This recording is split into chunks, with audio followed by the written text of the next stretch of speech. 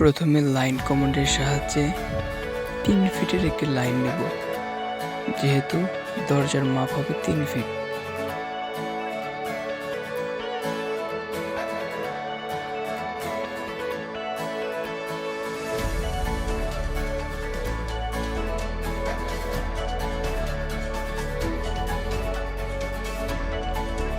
তারপর উপরের দিকে 5 ইঞ্চির একটি লাইন নেব, কারণ ইটের গাঁথনি হবে 5 ইঞ্চি। তারপর 2 ইঞ্চি, আবার 2 ইঞ্চি, 1 ইঞ্চি, তারপর নিচের লাইনের সাথে মিলিয়ে দেব।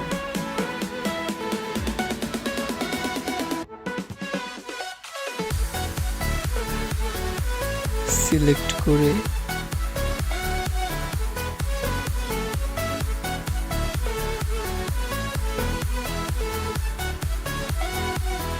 মিরর কমান্ডে ক্লিক করে 3 ফিট লাইনের মিড পয়েন্টে ধরে উপরে বা নিচের দিকে টান দিলে অপর প্রান্তে মিরর হবে।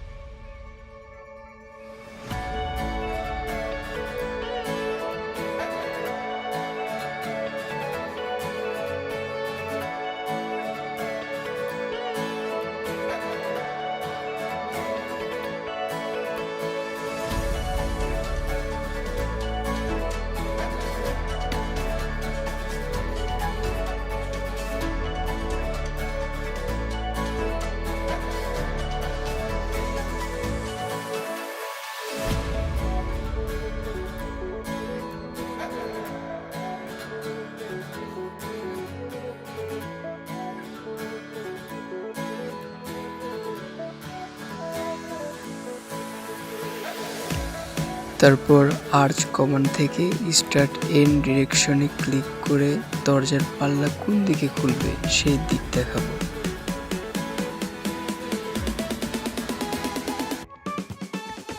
নিচের লাইন ট্রিম করলে হয়ে গেল একটি দরজার সিম্বল।